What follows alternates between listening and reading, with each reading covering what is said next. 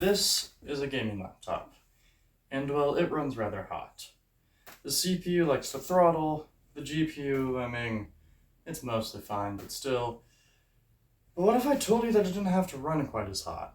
What if I told you that with a really simple application, you could actually reduce the voltage running to your CPU to let it boost higher, longer, getting you more performance in your games, especially in the case of a CPU bottleneck. Follow along with me while I show you Throttlestop. Okay, so I'm going to go ahead and walk you through how to install Throttlestop real quick. I'm actually on my desktop right now, not my laptop, but through both windows the process is the same. So we're just going to go and Google, look up Throttlestop, and then on Tech PowerUp there's a Throttlestop 9.5 download.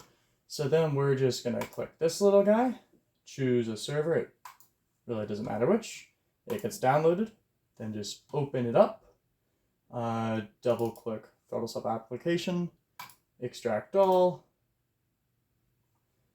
double click it again, hit yes, and it says CPU not supported. And the reason for that is because I'm running a Ryzen 5 3600, and I'm guessing Throttlestop only works with Intel. I'm not actually sure, but that would make sense because it has a lot of settings that are Intel specific, but that's just how you install it.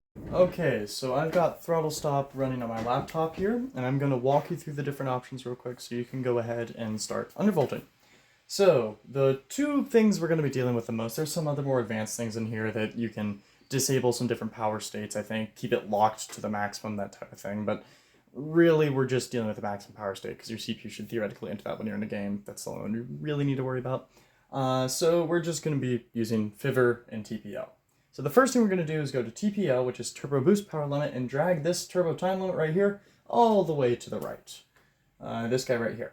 And the reason for that is that will extend our turbo boost limit time, the time that our CPU is running at its maximum frequency, as far as we can, until it still has, at least on older CPUs, this is an i5 9300H, Intel has some restrictions on how long it can be, but this will make it that you're at that, in my case, 4 gigahertz all-core boost for as long as possible before it has to drop down and then it'll just jump right back up. But you can do some other stuff in here, some more advanced things, so this is just a general getting you going and working with undervolting. So the main thing here that you want to work with is Fiver after you've done that TPL bit. You're going to reduce your offset voltage here, this is the only slide you're really working with, until your CPU starts crashing really. Then you walk it back a bit and test some more. And if it still crashes, you walk it back a little bit more, and so on and so forth. Now, the one thing you need to keep in mind is that your CPU cache and CPU core need to have the same offset voltage. And this is just a little Throttlestop kind of glitch. If I remember correctly, if you don't have your cache set to the same thing as your core, it won't apply a voltage, and then things just don't end up working. So just set them to the same thing, and it just works. The final bit I want to touch on is the save voltage changes to throttlestop.ini. You can either have it not save voltages, in which case I believe you're only running those voltages while you have this thing actually set, you're just testing, or you can save it after Throttlestop exits, so after you've X'd out of it, or you can save the voltages immediately. I have it set to save after Throttlestop exits, which I believe is like you're running your programs, and once you X out of it, it's like, okay, this is what the new Throttlestop thing should be when you open Throttlestop. Because how Throttlestop works is when you open it, it applies all these changes. It's not something where you're like on system startup, it immediately applies it to the BIOS. It's where if you want to run these, you have to click on Throttlestop, it'll open, you X out of it, and you're good. So this is more of kind of an enthusiast playing with computers thing, less of like a practical thing. Although you can edit the registry to make it that Throttlestop will open on startup. I don't know if you actually have to do that in the registry, but there's a way to do that in Windows.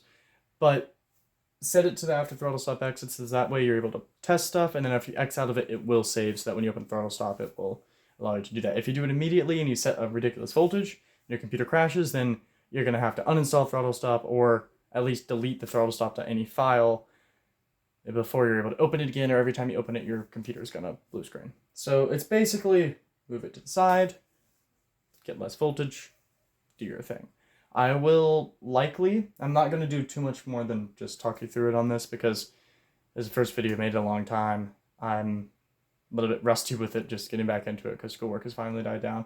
but I'm interested in taking a laptop I have around the house that's much weaker and trying to go ahead and undervolt that, see how much performance we can get out of it. So I'll have a more in-depth video on that. But I go ahead and just start playing with this, try it out, and see how you like it. And when it comes to testing, I'd highly suggest 3D Mark Time Spy. Just run that, and then have MSI Afterburner open on the side because that'll give you a nice graph, and see what your scores are like, how they're changing, and see if you're at your maximum 4 gigahertz. For the stress testing part, I'd suggest Prime 95, but like when you're figuring out your scores, that. But yeah, I think that's more or less it.